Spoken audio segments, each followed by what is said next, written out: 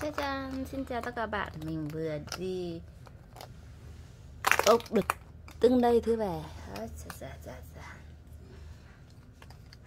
Đấy, chương trình Ôi Chính Ngờ Game nổi tiếng làm chưa. Mình đã bốc được một cái này.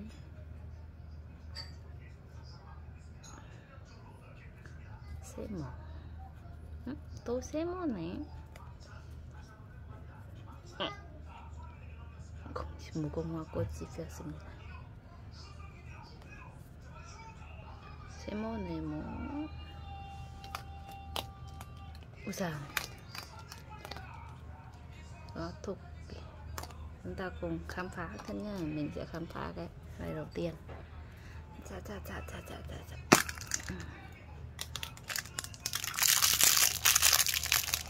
Cái này để treo chìa khóa này, móc chìa khóa.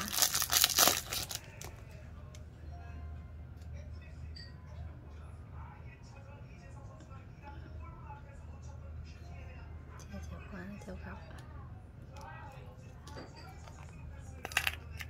Một cái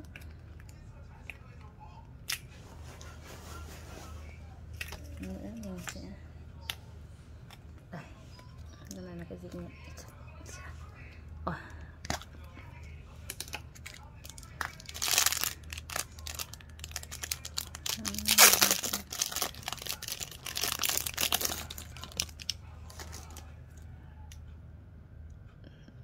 공꽃이 폈습니다.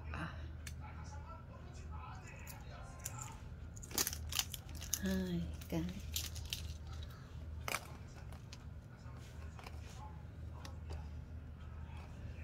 Cái thứ ba nha.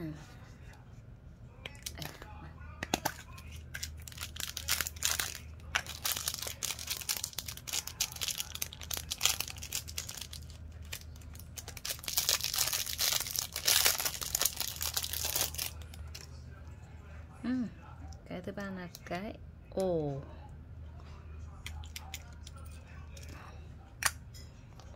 Cái thứ tư cái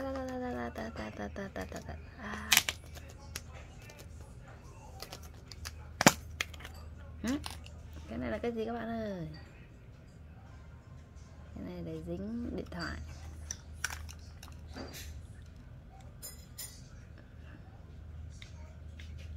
Dính điện thoại nhá.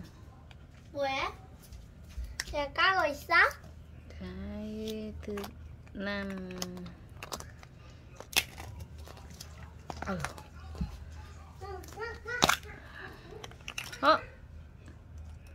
Lại cái dính sau điện thoại. Và cái cuối cùng.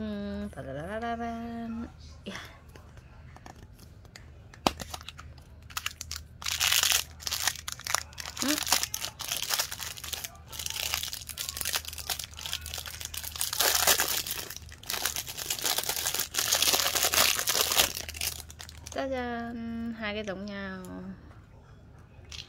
Đấy, hôm nay là mình đã cho tiền xu vào và mình đã bốc được những con này. Cái này mình sẽ cho vào điện thoại, cho vào chìa khóa xe và cho vào cặp của mình nhé. Tạm biệt các bạn.